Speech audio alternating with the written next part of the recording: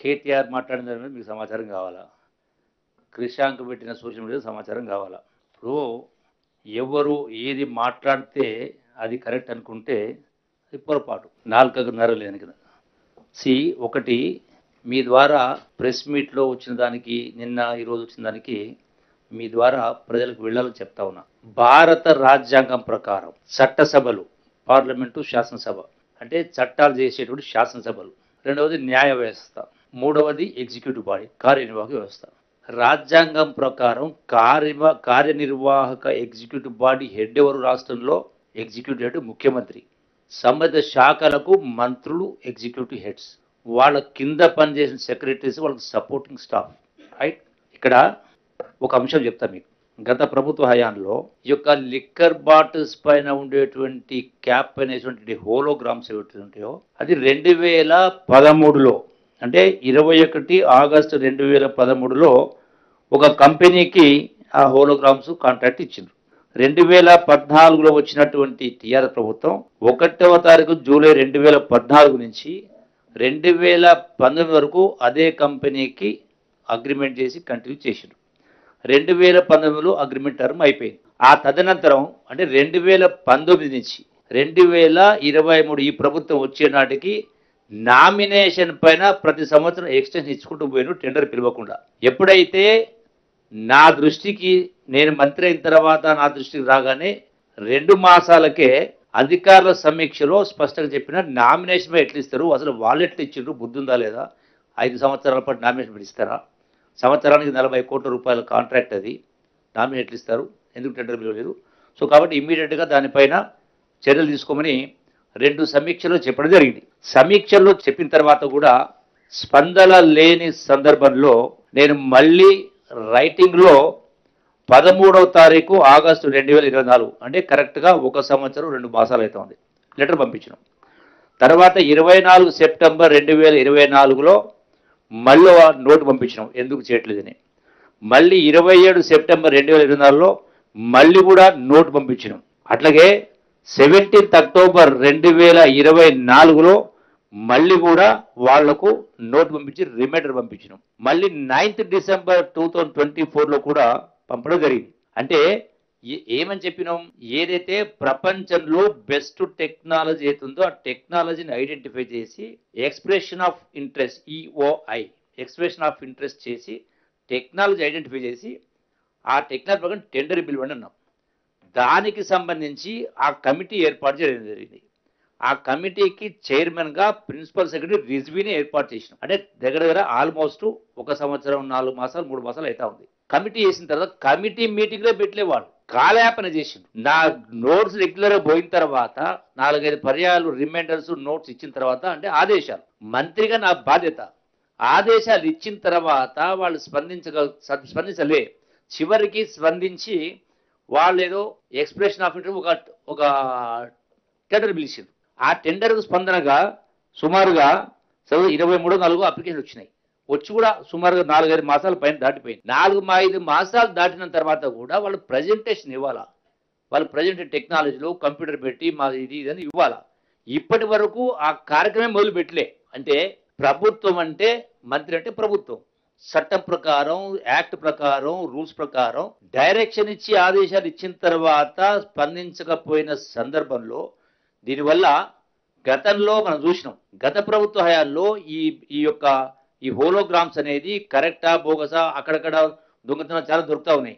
So ఈ logos కూడా అనే కింద సో మీరు స్పీడప్, దీనివల్ల ప్రభుత్వానికి ఆర్థికంగా నష్టం జరుగుతుంది, ఎందుకు ఆలోచన చేస్తామని చెప్పిన ఇన్ని సందర్భాలు చెప్పిన తర్వాత కూడా ఈనాటికి కూడా చర్యలు తీసుకొని కారణంగా ట్రాన్స్పరెంట్గా చేయమని చెప్పినాం. దానికి కమిటీ చైర్మన్ ఆయన్నే.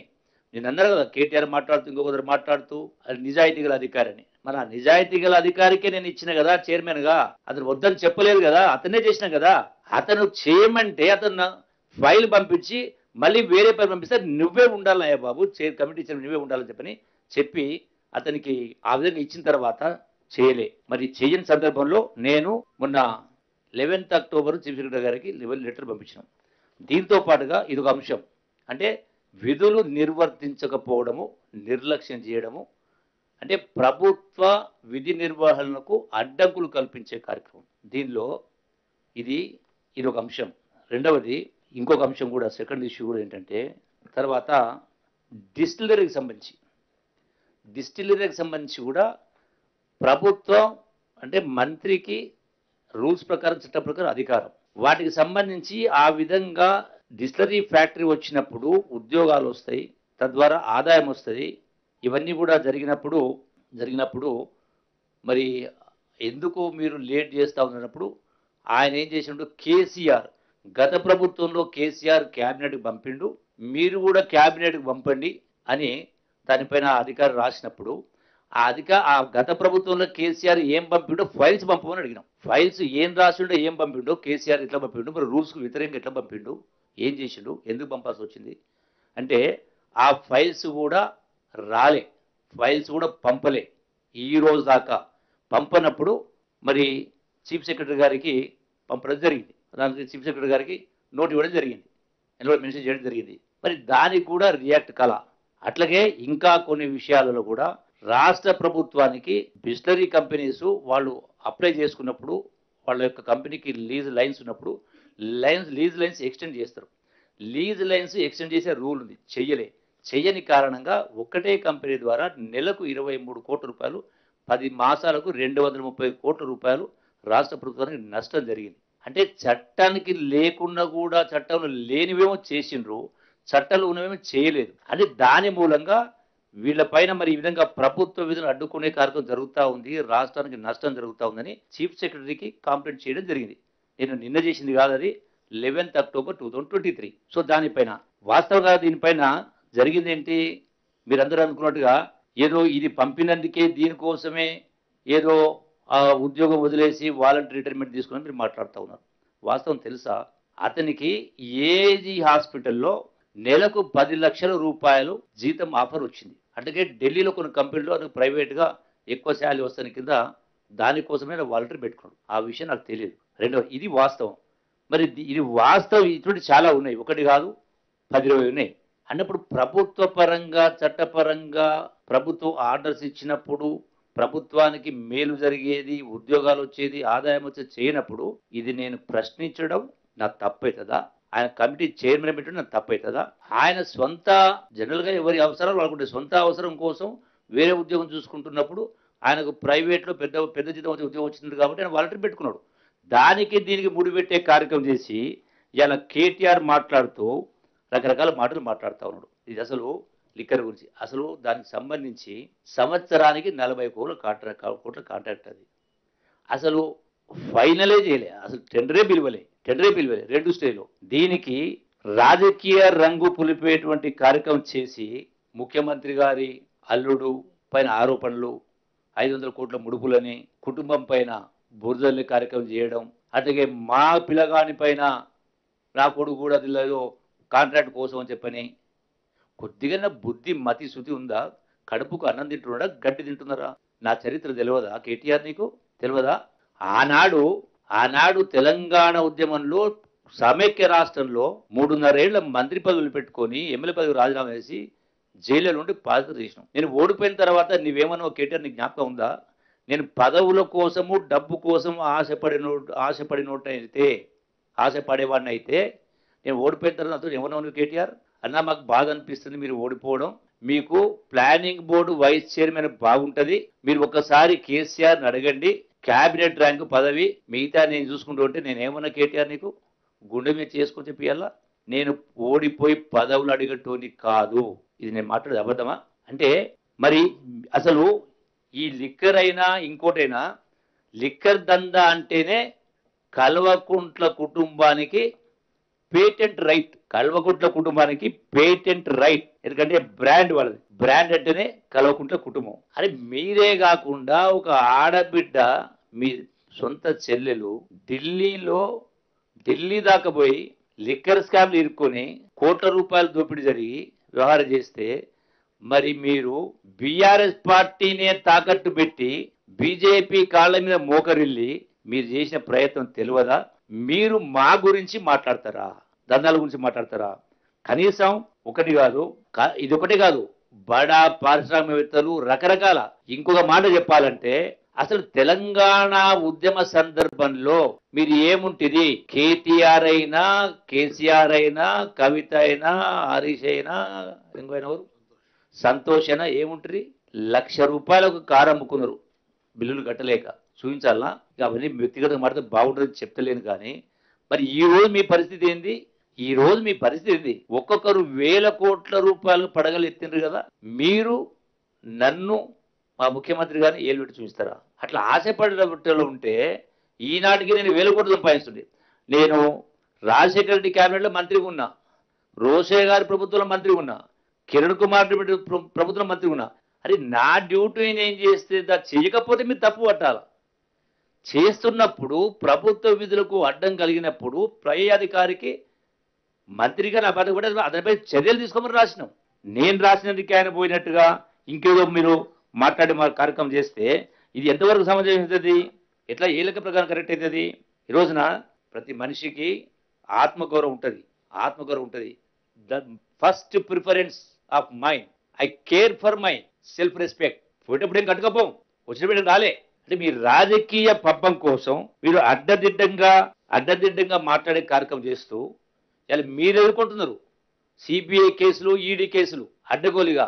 అమరవీరుల సామెత ఉంది, శవాల మీద పేలాలు ఎరుకున్నట్టుగా అమరవీరుల చావులతో తెలంగాణ వస్తే రాష్ట్రాన్ని దోసిపెట్టి రాష్ట్రాన్ని అప్పులకుప్పగా మార్చి మళ్ళీ మీరు తగుదునమ్మా అంటూ మేము నిజాయితీగా లెక్క ప్రకారం పద్ధతి ప్రకారం చేస్తూ ఉంటే మీరు అప్రిషియేట్ చేసేది పోయి అభినందించేది పోయి ఇలా బురదలి మీరు రాజకీయ పబ్బం కోసం ఇలా జూబిలీ హిల్స్ ఎన్నిక వస్తుందని, రేపు స్థానిక సంస్థలు ఎన్నికలు వస్తామని రాజకీయంలో లబ్ధి పొందాలని